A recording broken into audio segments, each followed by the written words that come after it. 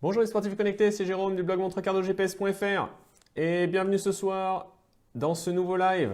Ce soir c'est... Bon, j'ai hésité, je savais pas trop quel thème mettre et puis j'ai dit je vais faire un petit peu un mélange. D'un côté, il y a Black Friday qui approche. Et puis donc tout ce qui va autour, pas de Phoenix 7, Black Friday, quels seront les promos, etc. On peut en discuter tout ça ce soir. Et puis l'autre côté, eh ben, c'est le côté la vie du blog, la vie du blogueur. Avec, voilà, on a atteint, alors on est presque à 60 000 fans sur les différents réseaux sociaux. YouTube, c'est devenu la première plateforme avec 30 000 abonnés à la chaîne. Ensuite, Facebook, Instagram, Twitter. Et puis à ça, il faut rajouter 20 000 personnes qui font partie des groupes Je ne suis pas un héros, mais j'ai une Garmin, Polar, Suunto, Coros, Stride, Samsung, Fitbit, Apple. Je ne dois pas être loin d'avoir fait le tour. Et voilà, c'est encore 20 000 personnes en plus qui, en plus de moi, participent à résoudre quand même pas mal de soucis techniques. Il y a beaucoup de questions sur les réglages, etc.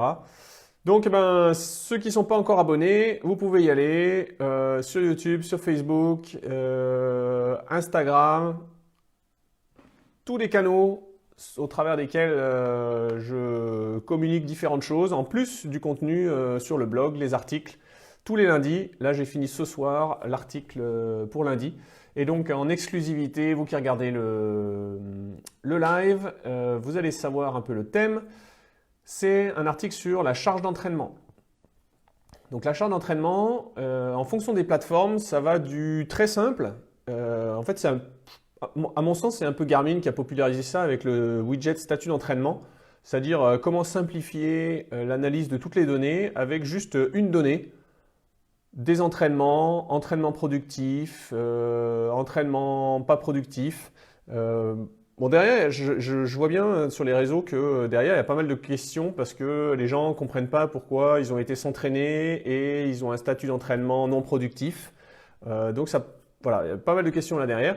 Et puis après, si on va vers l'autre extrême, Training Peaks, là c'est beaucoup de courbes avec le Chronic Training Load, Acute Training Load, Training Stress Score, Training Stress Balance. Voilà, je ne suis pas sûr que tout le monde maîtrise ces quatre données. Et pourtant, ça se généralise, hein. En fait, quand j'ai tapé l'article, j'avais jamais fait attention à ça avant.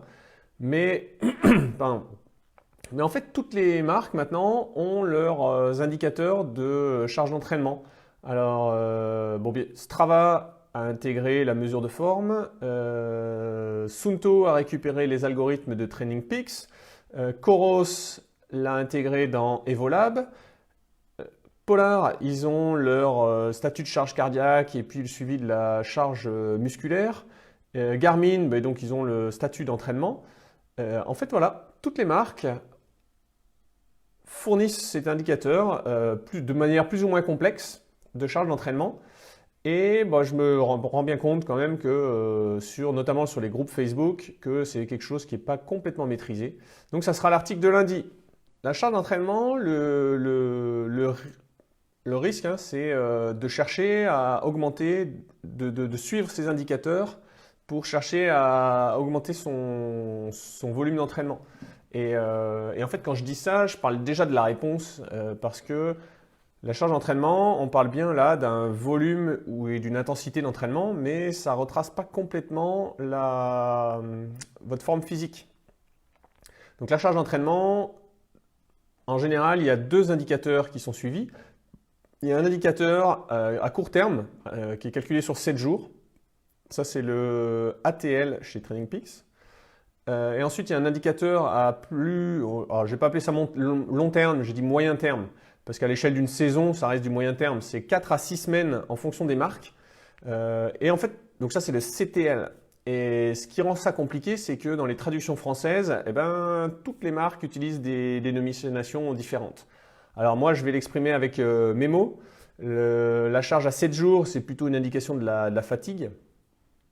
Et puis la charge à 4 à 6 semaines, c'est plus une indication de l'état de forme. Mais l'état de forme, avec le point d'attention quand même qu'il ne faut pas essayer d'aller chercher le score le plus haut.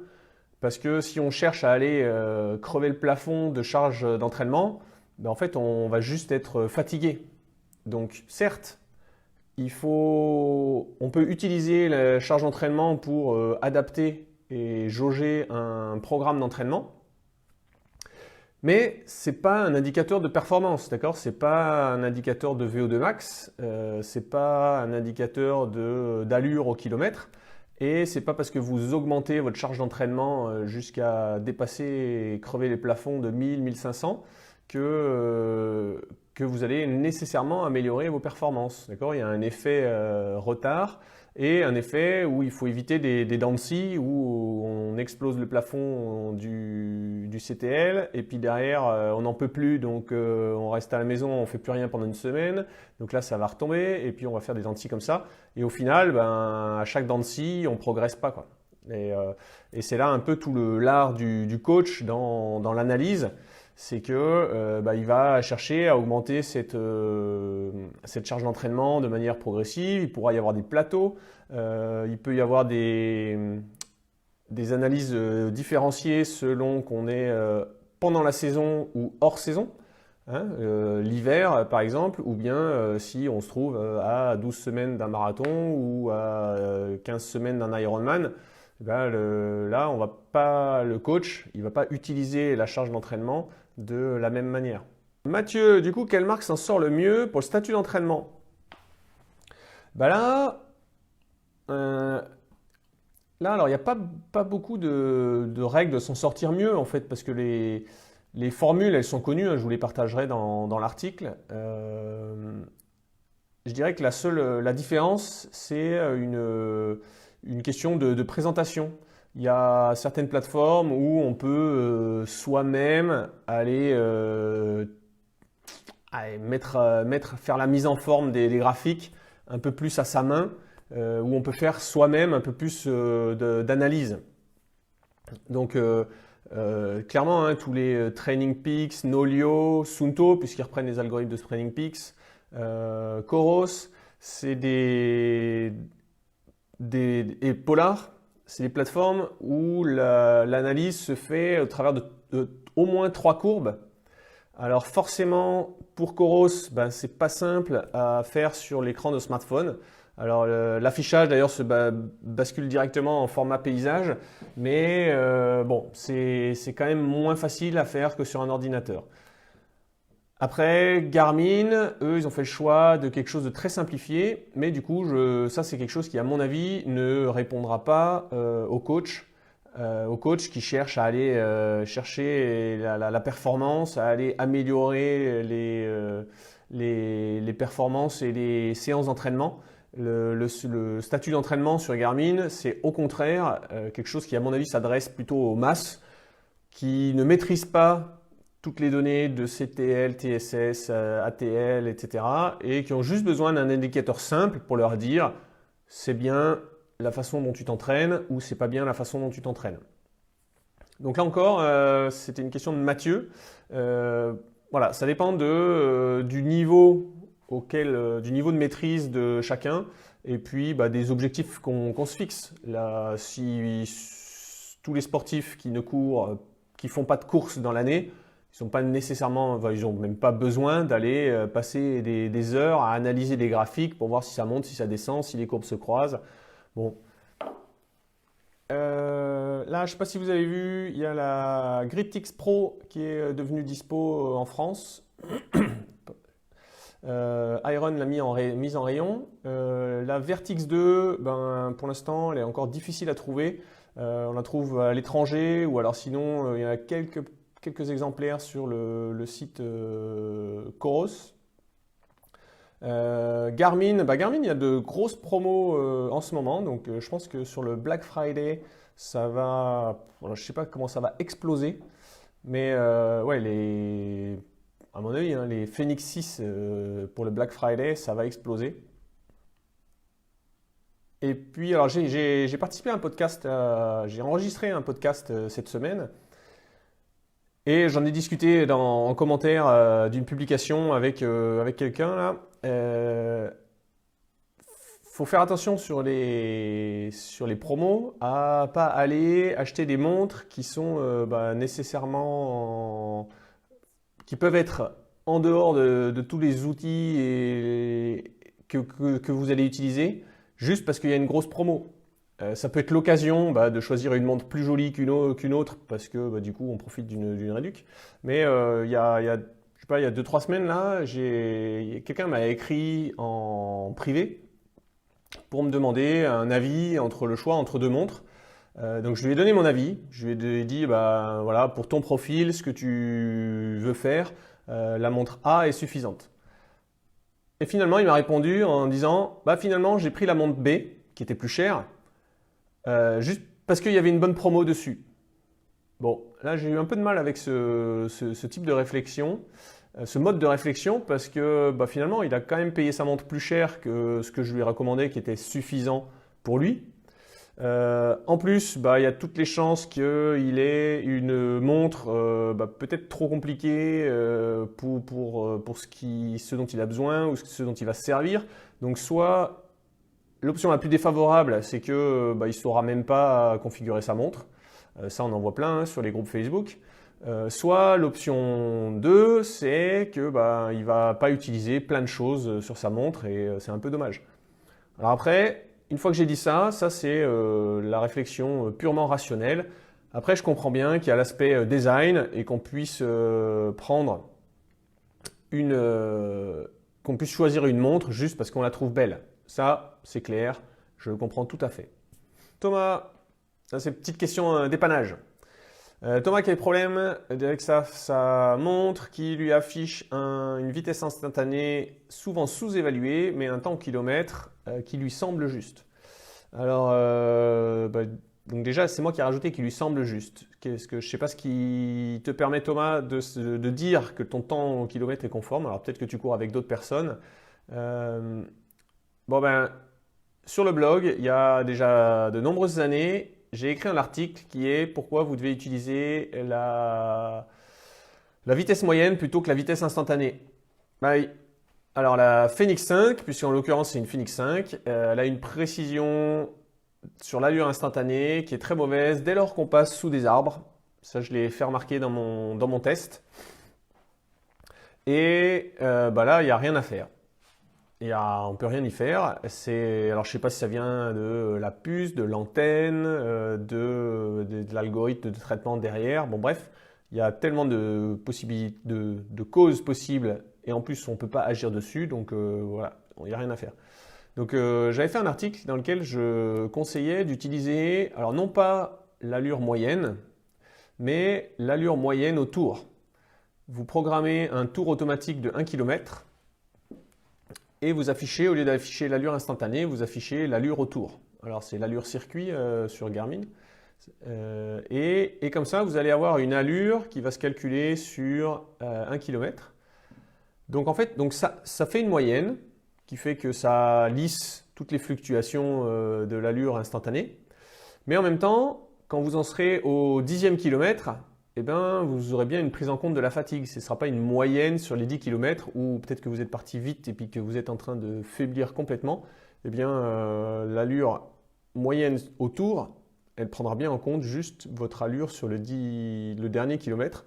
Et donc, elle transcrira bien le fait que vous êtes en train de fatiguer et que votre allure réduit énormément. Donc voilà, c'est une astuce parce que comme toujours, à quoi ça sert d'avoir des données fausses? Concrètement, si je fais un marathon, un semi-marathon, que chaque fois que je regarde ma montre, l'allure qu'elle me donne, elle est fausse et je me dis oulala, faut que j'accélère, oulala, faut que je ralentisse, oulala, faut que j'accélère, et qu'en fait c'est juste des données qui sont fausses, il vaut mieux avoir une allure un petit peu plus lissée. Et sinon, l'autre solution, en fait j'ai dit il n'y a rien à faire sur la montre, sinon l'autre solution c'est de prendre un footpod. Donc pour ça, on va un footpod de base, je sais pas, ça doit être dans les 50 € là. C'est un petit capteur qui se place sur la chaussure, sur les lacets de la chaussure. et bien là, qui va prendre en compte les foulées et qui va permettre d'être plus réactif dans le calcul de l'allure instantanée. Donc ça c'est et puis le top du FootPod, c'est le Stride. Alors là c'est pas le même prix, mais le Stride, eh bien vous allez avoir d'une part ce côté ajustement de l'allure instantanée et du calcul de la distance, et puis d'autre part vous allez avoir toutes les capacités d'entraînement à la puissance que le capteur de puissance délivre. Alors en commentaire, est-ce que vous pouvez me dire si vous êtes tenté par l'achat d'une nouvelle montre sur la période Black Friday Noël, ou si vous allez attendre 2022 pour attendre une nouvelle sortie ou une nouvelle mise à jour, ou voilà. Mine de rien, j'ai vu qu'il y a pas mal de gens qui attendaient la GritX Pro, et notamment des gens qui la trouvent belle, et c'était mon cas aussi, je l'avais mis dans l'article de présentation. Je trouve que les gravures sur la lunette qui est autour de l'écran par rapport à la GritX. Le design il est quasiment pas changé, hein, mais juste ces gravures sur la lunette, ça lui donne cette fois un super look, un bon look de montre outdoor. Et j'ai vu dans les commentaires cet après-midi, quand j'ai partagé le lien vers Iron, j'ai vu qu'il y avait pas mal de gens qui la trouvaient jolie. Alors, pas nécessairement qui vont l'acheter, hein, mais juste qu'ils la trouvent jolie. Alors, t'es pas le premier, Mathieu, qui attend une Apex 2 ou une Apex Pro 2. Ma réponse, c'est, à mon avis, ça sera que en 2022. Parce que, vu les difficultés de distribution de la Vertix 2, alors non pas qu'elle ne se vend pas, hein, mais c'est juste que justement, il y a très très peu d'exemplaires qui arrivent en France. Eh bien, je pense que d'un point de vue stratégique, Coros, ils ont du temps devant eux parce qu'ils vont d'abord attendre que les gens achètent des Vertix 2 et que les Vertix 2 se diffusent, et avant de sortir une Apex 2 ou le pire, ce serait une Apex Pro 2. Si Coros sortait demain une Apex Pro 2, tous les gens qui se disaient tiens, je voulais acheter une Vertix 2, ah ouais, maintenant il y a une Apex Pro 2 qui est 100 € moins chère. En fait, les gens achèteraient l'Apex Pro 2. Donc, je pense que voilà, juste d'un point de vue stratégique, Coros, ils ont simplement à attendre. Là, il y a encore beaucoup de gens qui cherchent et qui sont intéressés par des Vertix 2. Donc, je pense qu'ils ont juste à attendre que les Vertix 2 se vendent pendant 3-4 mois. Et puis ensuite, en mars 2022, ils sortiront une nouvelle montre. Alors, Phoenix 7 pour quand? Eh bien, justement, j'y réfléchissais cet après-midi et je me dis… Ces 2 dernières années, Garmin a sorti les Fenix 6 puis les Fenix 6 Solar lors de l'UTMB. Là, maintenant que Coros a sorti une montre avec la cartographie, eh ben, peut-être que ça rebat un peu les cartes. C'est-à-dire que là, est-ce que Garmin va se permettre d'attendre fin août 2022 pour sortir une Fenix 7? Là, je pense que c'est un peu risqué. Et du coup, je me disais peut-être que Garmin va revenir à son modèle précédent, qui était d'annoncer les Fenix 6 au CES avec une disponibilité qui était en avril-mai. Donc, je pense que ce serait quelque chose, là, même s'ils ont encore des difficultés d'approvisionnement en composants électroniques, en fait, je me disais le plan, ça pourrait être d'annoncer la Fenix 7 au CES, sans la distribuer, mais juste annoncer, elle va sortir. Et là, je pense que ça bloquerait déjà pas mal de gens qui seraient tentés par partir vers une Vertix 2, qui se diraient « Ouh, est-ce que je ne devrais pas attendre la sortie de la Phoenix 7 d'abord ?» Et puis ensuite, au mois de mai, juste avant l'été, quand ils auront eu donc 6 mois pour faire les stocks, et là, ils sortent leur Phoenix 7 et ils inondent le marché de Phoenix 7. C'est ce que dit David, c'est que pour l'instant, Garmin, ils ne sont pas menacés. Coros, ils ne vendent pas beaucoup de Vertix 2 en ce moment, hein. Ça se vend au goutte à goutte, en tout cas en France. Ils ont peut-être réservé une grosse part de leur gâteau pour les États-Unis. Mais enfin, en tout cas en France, Coros, je trouve qu'ils n'ont pas transformé l'essai. Il y a eu un gros, je ne vais pas dire un buzz, mais on a beaucoup parlé de la Vertix 2 au moment de sa sortie. Et comme il n'y avait pas de Vertix 2 en vente, je pense qu'ils n'ont pas transformé l'essai là. et ils ont perdu 2 mois où ils auraient pu vendre des montres sur l'effet d'appel de gens qui se disent waouh, cool, enfin une montre sans tout ce que les gens n'aiment pas chez Garmin, peu importe la raison, de se dire bon bah voilà, cette fois j'ai ma Coros. Et ben en fait tous ces gens-là, ils n'ont pas acheté de Vertix 2. Il y en a quelques-uns qui se sont approvisionnés sur le site coros.com aux États-Unis, mais il y a les frais de douane à la livraison. Bon, bref. Et donc finalement, au-delà de ce qu'on dit, des fois que sur les réseaux sociaux, la vie, on a la vie sur les réseaux sociaux et la vie réelle. Bah là, c'est un peu ça, quoi. C'est sur les réseaux sociaux, on voit beaucoup de Coros et beaucoup de Vertix 2. La vie réelle, vous l'avez vu dans ma vidéo d'analyse de notoriété des marques, Coros c'est moins de 2%. Et puis ensuite, en termes de vente, je pense que c'est même encore moins que 2% par rapport au Phoenix. Là, Phoenix, il y a beaucoup de promos, il y en aura encore au Black Friday, ils vont en vendre un gros paquet. Et donc là, jusqu'à la fin de l'année, je pense que Garmin, ils ne sont pas du tout menacés. Ah ouais, bonne question de Loïc. Pourquoi il n'y a que Garmin qui propose le Live Track gratuit? Alors en fait, c'est pas tout à fait vrai. Il y a Wahoo avec la Rival, Element Rival. Mais bon, là je pense que c'est anecdotique. À côté de ça, Facebook, récemment, ils ont passé la Beacon, qui est donc le Live Track, pas Facebook, non, Strava.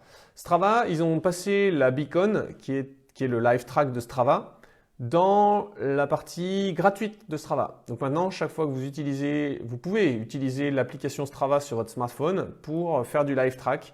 Et ça, c'est plus dans le package abonnement. C'est une mise à jour qui a eu lieu il y a, je sais pas, 3-4 semaines, quelque chose comme ça. Mais c'est vrai que il n'y a aucune autre marque, Polar, Suunto, qui se sont mis à faire du Live Track. Je pense que les prochains, comme d'hab, ceux qui avancent vite, Coros, ça ne m'étonnerait pas que Coros soit les prochains. Après, franchement, le pourquoi, je ne sais pas. Je ne saurais pas dire s'il y a vraiment beaucoup de gens qui s'en servent. En tout cas, ce que je peux dire, c'est que on voit quand même pas mal de messages sur Facebook de gens qui ont des problèmes avec Strava parce que il faut faire remonter des données à un serveur en temps quasi réel et pas juste une synchro en fin de sortie. Donc mine de rien, techniquement, c'est des contraintes derrière. Il faut avoir des réseaux, des serveurs qui fonctionnent bien. Donc c'est peut-être pour ça qu'il n'y a aucune autre marque qui veut se lancer là-dedans. Prendre le risque de proposer un service qui ne marche pas à certains moments et donc qui sera critiqué ou quoi. Bon, je sais pas trop. Alors, Pascal qui demande si une nouvelle Instinct est prévue. Si on fait le compte, en 2022, on devrait voir quand même un paquet de Garmin. On devrait voir une nouvelle Instinct, on devrait voir une nouvelle Vivo Active, donc une Vivo Active 5 qui reprendrait un peu la Venu 2, mais avec un écran transréflectif. Je pense qu'il y a la 255, parce que mine de rien, la 245 commence à dater. La 645, elle est encore plus vieille que la 245, mais j'en ai déjà parlé. Je ne suis pas sûr qu'il y ait la place pour renouveler aussi fréquemment 3 niveaux dans la gamme des Forerunners pour la course à pied chez Garmin. Il y a la 55, la 245 et la 645. Bon là, quand on voit toutes les fonctionnalités qu'ils ont mis dans la 55, on peut imaginer que la 255, elle sera déjà à un bon niveau. Et donc, sortir une montre en 655, en fait, on se rend compte maintenant que la 655, à part la particularité de l'altibaro par rapport à la 245, elle apporte quand même pas grand-chose, quoi. Donc, sortir une gamme running à 3 montres juste parce que l'altibaro est que réservé au haut de gamme, c'est quand même un peu limite, c'est un peu léger, je pense. Surtout que, bon, ça c'est une limite que j'ai toujours du mal à comprendre. Parce qu'en fait, on prend n'importe quel bracelet tracker d'activité, n'importe quelle chinoiserie qui coûte 39 € Et en fait, il y a un altibaro parce que tous les bracelets qui comptent le nombre d'étages, c'est un altimode barométrique qui compte le nombre d'étages. Donc en fait, c'est difficile de comprendre, à part un choix marketing stratégique, pourquoi dans les montres de sport, l'altibaro est réservé au haut de gamme et le bas de gamme a de l'alti GPS, alors que le plus bas de gamme, à 39 euros, on trouve un bracelet avec avec un altibaro, quoi. Bon, après, ce qu'il faut leur avoir, c'est comment Garmin réoriente un peu justement, réaménage ses gammes. Qu'est-ce qui va se passer pour l'enduro? Est-ce qu'il y aura une place pour l'enduro à côté d'une Fenix 7? Est-ce que, comme le dit Mathieu, là, il peut y avoir une 655 orientée trail avec pourquoi pas la Carto, quoi. Et puis, le truc que je me dis, c'est pour moi, il y a encore toujours un segment qui n'est pas très occupé. C'est celui de la montre pour la randonnée. C'est-à-dire une montre dans laquelle on trouverait la cartographie, le suivi d'itinéraire, et puis le suivi d'activités quotidiennes, le nombre de pas, le sommeil, etc. Mais aucun entraînement, aucune programmation d'entraînement, aucun statut d'entraînement, etc. C'est-à-dire une montre qui ait quelques outils haut de gamme, parce que la Carto pour l'instant c'est du haut de gamme, mais aucun des autres outils haut de gamme, pas de Pace Pro, pas de Climb Pro, tout ça. Et bon, Climb Pro peut-être si, mais pas de Pace Pro. Et du coup quelque chose qui soit assez simple à configurer, avec des menus qui soient beaucoup plus réduits et qui s'adresseraient, et puis du coup un peu moins cher, parce que là, les gens qui font de la randonnée et qui se disent, mais ouais, la cartographie, c'est génial en randonnée. Oui, mais est-ce que je vais mettre 700 euros dans une montre juste pour aller faire quelques randos d'une quinzaine de kilomètres le week-end? En fait, pour eux, pour l'instant, je dirais que c'est peut-être la Suunto 7 qui s'adresse le mieux à eux. Mais pour le coup, du coup, à cause de son autonomie, la Suunto 7, elle ne s'adresse pas aux gens qui voudraient faire un week-end complet de rando. Parce que avec ses 8 à 12 heures d'autonomie, ça ne suffirait pas pour partir un week-end sans batterie externe. Donc ça pourrait poser problème. Mais voilà, pour quelqu'un qui fait de la rando à la journée, la Suunto 7, c'est peut-être le mieux, quoi. Il n'y a pas de programmation d'entraînement, même du fractionné simple. Par contre, il y a la cartographie, le suivi d'itinéraire, et ça c'est top. Oui, donc Régis, il parle de l'enduro est une réussite. Eh bien, en fait, il faudrait un peu une anti-enduro, quoi. C'est-à-dire une enduro, c'est une Phoenix avec plus d'autonomie et pas de cartographie. Mais les outils d'entraînement. Eh bien, en fait, il faudrait une anti-enduro pour la randonnée qui soit de l'autonomie, cartographie et aucun outil d'entraînement. Enfin, aucun. Voilà, qu'on puisse quand même enregistrer une sortie course à pied, mais pas besoin de programmer d'entraînement, pas besoin de Garmin Coach, pas besoin de Pace Pro, pas besoin de réglages compliqués. Voilà. Ensuite, tu parlais de est-ce que Garmin a vraiment une suprématie par rapport aux autres? Eh bien, alors c'est intéressant. Après la publication de ma vidéo d'il y a 15 jours, celle où je comparais la popularité des marques sur les recherches Google, il y a un organisateur de courses qui m'a écrit et qui m'a envoyé le résultat des sondages matériels qu'il faisait auprès de tous les concurrents de ce trail depuis 4 ans. Donc, donc j'ai les résultats de qu'est-ce que vous utilisez comme marque de montre, qu'est-ce que vous utilisez comme type de chaussures, comme marque de chaussures, et je crois qu'il y a aussi les marques de vêtements, je crois les vêtements, puis encore une quatrième catégorie, je ne sais plus ce que c'est. Mais bref, si on en arrive aux marques de montres, eh bien Garmin, alors là David parle d'un monopole indiscutable. Sur le trail, ça reste un peu plus nuancé. En fait, c'est 50% des trailers qui ont une Garmin. Alors, je dois pouvoir en retrouver, hop, puisque j'ai mon ordi ici. Voilà. Donc, si on prend les données de 2021, je recherche les montres. Voilà, Garmin 52% chez les hommes, 52% chez les femmes. Et ensuite, on voit encore Suunto à 19%. Alors, c'est marrant, enfin, c'est marrant, mais en même temps, ça reflète très bien ce qu'on connaît des montres. Suunto chez les hommes, 19%. Suunto chez les femmes, 15%.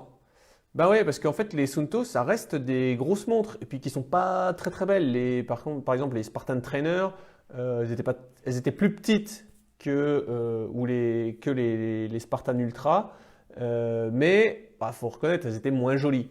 Là, donc maintenant, c'est la Suunto 5 et Suunto 9. Bah voilà, la Suunto 5, elle reste épaisse. Elle est plus petite que la Suunto 9 Barreau, mais elle est épaisse. Donc pas top pour les femmes. Et donc là, tac, ça, on le revoit très bien. Et puis, bah, comme c'est du trail, si vous vous souvenez sur ma vidéo de popularité sur Google, Polar était devant Suunto. Par contre, là, sur le trail, bah, on voit que Polar, c'est pas un marché sur lequel ils ont ciblé. Donc, Polar, ils sont autour de 4-5%.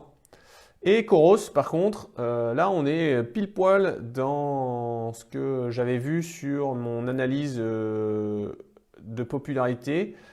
Coros est à un petit peu moins de 2%. Et je crois que sur mon analyse, le pic était à 2% et retombé après vers 1,7%.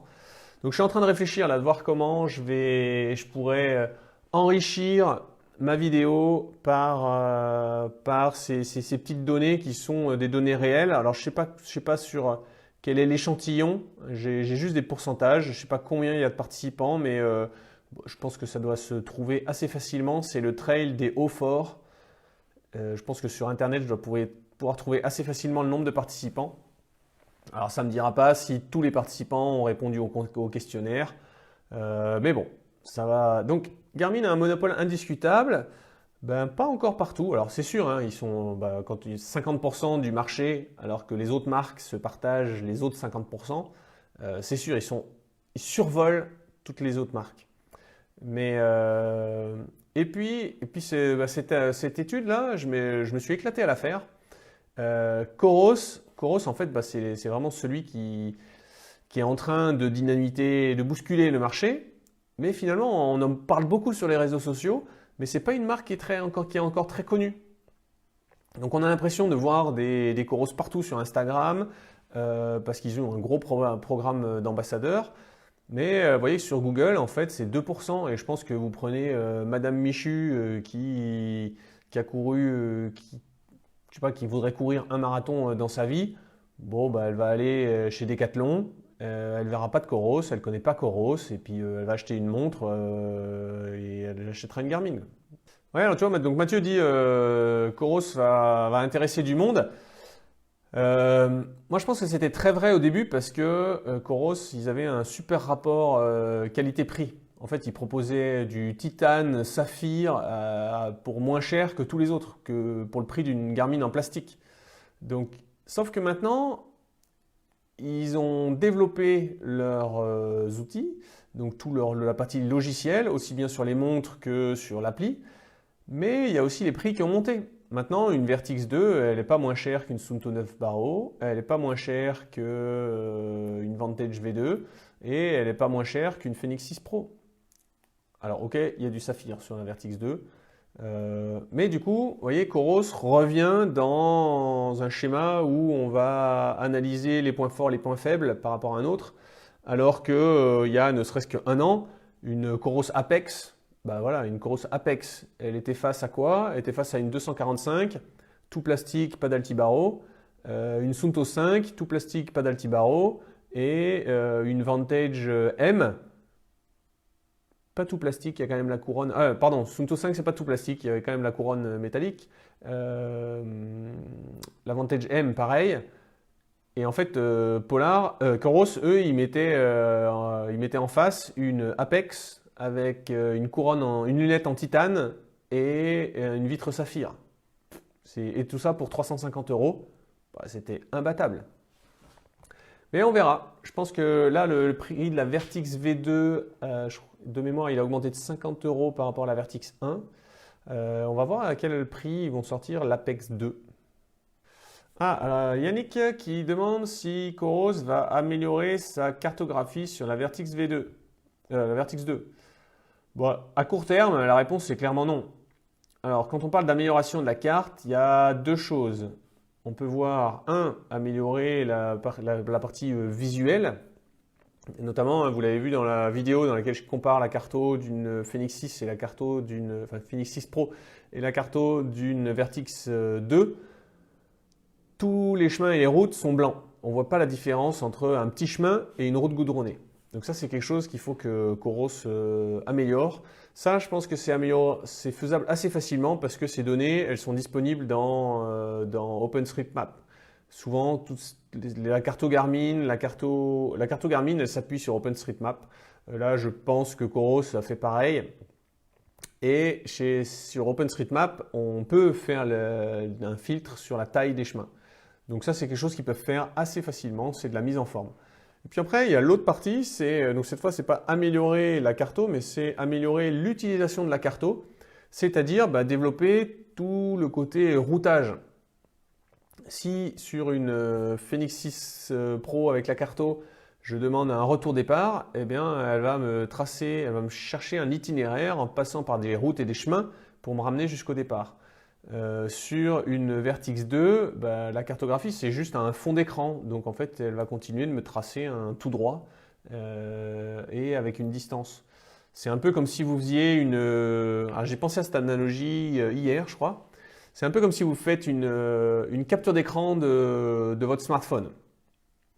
Et Coros, ils affichent l'image, donc l'image de la capture d'écran. Si vous cliquez sur les icônes des applications, il ne se passe rien. Chez Garmin, c'est réellement la page d'accueil de votre smartphone, c'est-à-dire que quand vous cliquez sur une app, ça ouvre l'appli. Et donc Coros, il faut qu'il passe de cette image de fond d'écran à une cartographie routable, c'est-à-dire qu'on puisse appuyer sur les applis de l'écran du smartphone. Et vous voyez que dit comme ça, c'est pas du tout la même chose. Et à mon avis, c'est pas si simple que ça de passer de l'un à l'autre. Là, Coros, ils ont été rapides. C'est bien joué. C'est déjà un gros plus. Mais il y a encore beaucoup de boulot de développement pour passer au niveau de Garmin. Suunto, ils ont déjà la Suunto 7 avec la carto. Maintenant, la question c'est est-ce qu'ils vont sortir une Suunto 7 Pro, une Suunto 7S, une Suunto 7 je sais pas quoi. Bref, une nouvelle génération qui utilisera Wear OS 3. Wear OS 3, en gros, c'est le renouveau. C'est Facebook qui s'est allié avec Samsung, qui a racheté Fitbit et donc qui a investi maintenant franchement dans Wear OS. Et donc, si vous voulez voir un petit aperçu de ce que ça pourrait donner pour une Suunto 7, il faut aller voir mon test de la Galaxy Watch 4. Et notamment, là, j'ai exploré un peu les applications. Donc, sur une Suunto 7, on aura, sur une Suunto 7 Pro, mettons, ou V2, on aura l'application Suunto. Mais il y a aussi pas mal d'applications autres donc, que j'ai exploré un peu sur la Galaxy Watch 4. Est-ce qu'il faut encore acheter une Phoenix 5? C'est marrant, j'ai eu une question cet après-midi alors de quelqu'un. Cet après-midi, j'ai eu une question, est-ce qu'il faut encore acheter une Forerunner 945? Et au début de semaine, j'ai eu, est-ce qu'on peut encore acheter une Forerunner 935? Moi je pense que oui. Et typiquement, alors maintenant c'est dommage parce qu'on ne trouve plus de Phoenix 5X, mais je pense que pour les gens, justement, un modèle rando dont on parlait tout à l'heure, en fait une Phoenix 5X, il y a la cartographie et elle est tellement vieille tellement vieille, elle est vieille et donc on pourrait la trouver à bon prix. Mais en fait, maintenant, Garmin ne la vend plus. En fait, ils font un peu comme Apple, quoi. Les nouvelles Phoenix remplacent les anciennes, mais c'est vraiment en remplace. Ils ne continuent pas de faire des autres. Les promos sur les anciennes montres, elles sont là pour liquider les stocks, mais elles ne sont pas là pour continuer à vendre à moindre prix pour que ça devienne intéressant. Mais moi, franchement, alors, Phoenix 5, Suunto Forerunner 935, Vantage V, par exemple, là, j'ai fait une publi la semaine dernière, je crois, ou le week-end dernier, la Vantage V qui passait à 249 €, c'est-à-dire moitié prix. Vantage V, elle a 2 ans. 249 €, c'est le prix d'une Forerunner 245. Je ne sais pas si vous vous rendez compte. Vantage V, vous avez la programmation d'entraînement complexe, vous avez un alti-barreau, vous avez plein de tests, le suivi de la charge d'entraînement. Bref, franchement, pour 249 €, je pense que c'était une super bonne affaire. Et donc là, sur des montres comme bon, alors Phoenix 5 et Forerunner 935, je pense qu'on ne doit plus en trouver beaucoup. Mais là aussi, il y a de bonnes affaires à faire, hein. Et pour une Forerunner 945, ben, comme Garmin vient de sortir la 945 LTE, je suis pas sûr qu'ils sortent une Forerunner 955 de sitôt. Parce que si Garmin sort en mars une Forerunner 955, ben, la 945 LTE, elle aura à peine eu 6 mois pour se vendre. Parce que s'il y a une 955, je pense qu'elle sera forcément avec le LTE. Là, je pense que l'année prochaine, Garmin va diffuser du LTE un petit peu partout, va mettre de la recherche solaire un petit peu partout. Ah, je devrais bientôt recevoir la GritX Pro. Allez, je vous donne une autre exclue dans ce live. Alors, ma GritX Pro, pour la petite histoire, le colis est parti de chez Polar le 13 octobre et en fait, la poste ne me l'a toujours pas livré. Mais cela dit, maintenant, depuis hier, je l'ai localisé, le colis, parce que jusqu'à hier, je n'avais pas de nouvelles. J'avais déjà posé une réclamation à la poste, ils m'ont répondu le message bateau, on fait tout notre effort, tous les efforts possibles pour vous le livrer. Bon, bref, le truc est servi à rien. Donc hier, j'ai refait une réclamation, cette fois par téléphone, et il est localisé. Il est à Liévin dans le Nord, qui est donc pas du tout là où j'habite.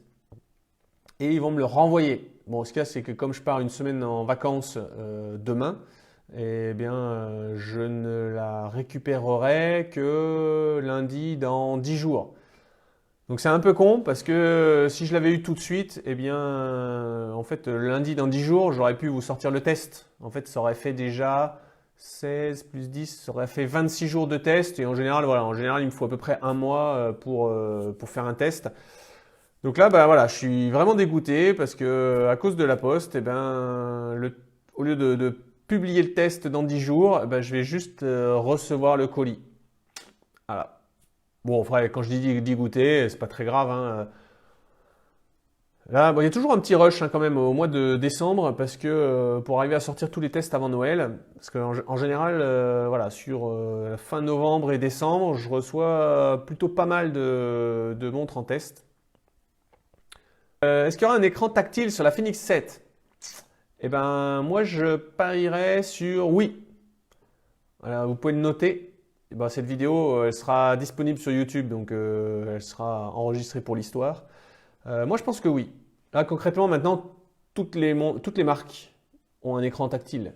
Je ne parle pas juste de Apple et Samsung, hein, mais Coros propose un écran tactile, Polar propose un écran tactile, Suunto propose un écran tactile, Fitbit un écran tactile. Je vois mal comment Garmin pourrait justifier qu'ils vont continuer avec l'interface des boutons. En fait, l'idée de les boutons c'est plus pratique en sport, ben, à partir du moment où on peut utiliser les deux, ça pose aucun problème. Vous voulez utiliser les boutons pendant le sport, ben, sur une Suunto ou sur une Polar, vous utilisez les boutons pendant le sport. Et puis après, dans la vie de tous les jours, vous voulez faire défiler les widgets avec le tactile, ben, vous utilisez le tactile. Moi, franchement, je ne vois pas quel problème ça peut poser. Voilà, ça se verrouille. Si jamais pour une course, vous voulez être sûr que les écrans ne bougent pas, ben, vous verrouillez l'écran tactile. Bon, voilà. Donc moi, je miserais quand même, je miserais sur l'écran tactile pour la Phoenix 7. Alors Hugues, avec des gants, ça donne quoi? Avec des gants, alors des gants fins, moi je cours l'hiver avec des gants en soie là, ça marche pas trop mal. Faut appuyer fermement sur l'écran. En fait, c'est plus perturbé par les gouttes d'eau. Dès lors qu'il y a plein de gouttes d'eau, en termes de réaction, poser un doigt ou poser une goutte d'eau, c'est la même chose. Donc dès qu'il y a des gouttes d'eau qui coulent sur l'écran, c'est là que ça fout le bordel. Mais en fait, on le bloque et puis on utilise les boutons, c'est pas un problème. Ouais, là, voilà, c'est confirmé par Cédric qui dit le tactile sous la pluie sur Suunto, ça fonctionne pas super. C'est exactement ce que je dis. Et Régis qui confirme, chez Polar, le tactile se désactive pendant une activité. Voilà. Et chez Coros, c'est pareil. On l'active avec un bouton et on peut même pas l'utiliser sur tous les écrans. Chez Coros, il l'active beaucoup sur les graphiques pour défiler de gauche à droite. Et ensuite sur la cartographie. Et je suis désolé, mais l'interface des boutons pour la cartographie chez Garmin, c'est pénible. C'est pénible. Je ne veux pas dire que c'est galère, on s'en sort. Mais c'est pénible.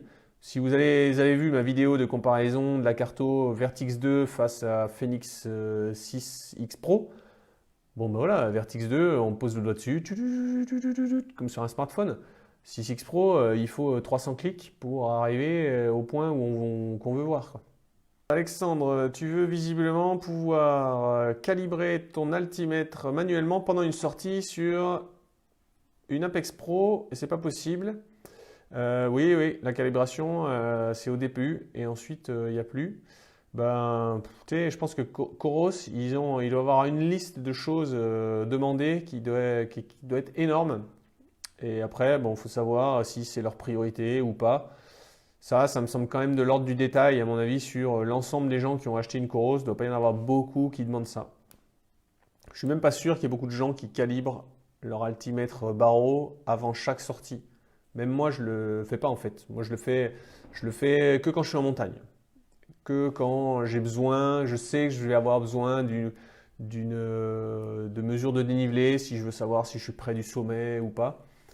Donc je le fais que sur des sorties ski de rando ou des sorties de rando je ne veux pas dire en très haute altitude, hein, mais bon, pas dans la montagne des vaches, quoi. Ouais, ben voilà, là, on reparle d'alti barométrique, hein, Régis, Alexandre. Le principe d'un altimètre barométrique, c'est que en fait, elle mesure que la pression. Il a aucune référence. Donc chaque variation de la pression, notamment due à la météo, eh ben, lui, il interprète ça comme des variations d'altitude. Donc moi, j'habite ici. Ici, j'ai régulièrement des données entre 40 et 60 mètres. Bon voilà, mais après, moi je me dis que 20 mètres de différence sur mon altitude de départ, ça ne change pas grand-chose, quoi. Ça ne changera rien à ma sortie running, à ma sortie VTT. Ça changera, c'est pas grave, quoi, je ne suis pas à 20 mètres près. D'autant que, même si l'altitude de départ est fausse, le calcul du dénivelé, lui, sera bon. Donc voilà. Moi, je le calibre que quand je vais en montagne. Quand je sais que je vais à un sommet à 2783 mètres, eh ben, j'aimerais bien que ma montre, elle m'indique 2783 et pas 2500 par exemple, parce que dans ce cas-là, je crois quand je penserais être à 200 mètres du sommet, je serais en fait à 470 mètres du sommet. Donc là, ça c'est des erreurs qui peuvent être pénibles. Simon, tu publies des offres Iron, ça te sert à quelque chose ou c'est juste pour nous? Eh bien en fait c'est du gagnant-gagnant. Lorsque je publie un lien Iron, c'est ce qu'on appelle un lien affilié. C'est-à-dire que si vous cliquez sur ce lien, que vous passez une commande chez Iron, Iron sait que c'est grâce à moi qu'ils ont réalisé cette vente et donc il me reverse une commission, un petit pourcentage sur votre commande. Donc oui, ça me sert à quelque chose pour moi parce que ça me permet d'acheter tranquillement tout ce que je veux acheter pour le blog. Donc la lumière, l'abonnement Strava pour tester les segments live, l'abonnement Deezer pour tester la musique, l'abonnement Komoot pour tester le transfert d'itinéraire, le micro pour faire des lives, voilà. Ça me sert à payer tout, l'hébergement du blog. En fait, tout ça me coûte absolument rien. Grâce à toutes les commissions que Iron me touche. L'intérêt, c'est que pour vous, ça ne vous coûte pas plus cher que si vous passiez directement sur le site. Et puis Iron, eux, ils sont gagnants aussi puisque ça leur fait des ventes. D'ailleurs, ça ne marche pas seulement pour les montres, hein. Chaque fois que vous voulez, si jamais vous êtes client chez Iron, alors je force personne à acheter là-bas, hein. Je comprends qu'il y a des gens qui veulent acheter ailleurs, dans des magasins physiques, sur Amazon parce que c'est moins cher ou autre. Mais si vous passez régulièrement vos commandes chez Iron, eh ben, passez sur le blog, vous cliquez sur un de mes liens et comme ça, je touche une commission au passage. Sur le blog, vous trouverez quelques liens vers Amazon aussi, parce que chaque fois que je teste une montre qui n'est pas en vente chez Iron et qu'elle est en vente chez Amazon, à ce moment-là, je fais un lien affilié, même principe. Quand vous cliquez dessus et que vous allez passer votre commande chez Amazon derrière, alors il faut que ça soit, il y a un délai, je ne sais pas quels sont les délais, mais genre si vous cliquez sur un lien sur mon blog et puis que vous attendez 3 semaines pour passer votre commande, ça ne marchera pas. Là, pour le coup, je ne toucherai rien. C'est vraiment l'enchaînement d'actions de vous venez sur mon blog, vous cliquez sur un lien, vous passez commande et là, Iron me reverse une commission. Et puis en même temps, après, le côté gagnant pour vous, c'est que, vous voyez, comme aujourd'hui, je vous ai annoncé la dispo de la GridX Pro, je ne vais pas dire dans les 5 minutes après qu'elle soit arrivée sur Iron, mais presque, quoi. Vous n'êtes pas loin d'être les premiers à avoir été informés de la dispo de la GridX Pro. Donc si jamais elle n'est plus en stock demain midi parce que tout a été vendu, vous aurez été les premiers avertis. Et ce sera pareil pour la Vantage, ça sera pareil pour la Vertix 2. Dès que Iron me prévient qu'elle est en stock, eh bien je vous préviens, une publie sur Facebook pour vous annoncer qu'elle est en stock et sauter dessus parce que je pense que les Vertix 2, elles vont pas rester en stock longtemps. Là, allez, nouvelle exclue pour le live. Je vais recevoir la semaine prochaine la Huawei GT3. Pourquoi? En fait, alors pendant longtemps, j'ai pas testé de montres chinoises en dehors des Amazfit parce que je trouvais que les Amazfit, les Stratos avaient une réelle orientation sportive, alors que toutes les autres marques, les Honor, Oppo, Huawei, etc., c'était des montres connectées. Alors ok, des montres connectées avec un GPS et un capteur cardio, mais ça reste des montres connectées. Là, ce qui a changé la donne avec la Huawei GT3, c'est qu'elle fait de la géolocalisation double fréquence. Ça vous rappelle quelque chose? Ouais, c'est ce que fait la Vertix 2. Et ça apporte une amélioration de la précision GPS. Du coup, là, je me dis, cette fois, il y a un réel intérêt à aller tester cette Huawei, vérifier qu'il y a bien une bonne précision GPS. Et puis deux, j'ai jamais testé le Huawei, donc c'est faire un tour, ça va me permettre de faire un tour de l'appli Huawei, voir ce qu'on peut faire avec, qu'est-ce qu'on peut exploiter comme type de données, toujours dans une orientation sport. Je vous le rappelle, moi je ne testerai pas une montre GPS juste pour tester, je testerai pas une montre connectée juste pour tester une montre de plus. Tester une montre Michael Kors ou je sais pas quoi là. Ça ne m'intéresse pas. En fait, je ne cherche pas à tester une montre Wear OS parce que c'est une montre connectée. Par contre, quand je vois une montre connectée avec une géolocalisation double fréquence qui potentiellement sera plus précise qu'une Forerunner 245 ou une Suunto 5, là, ça m'intéresse, ouais. Donc, on verra ça. Je devrais la recevoir dans une semaine.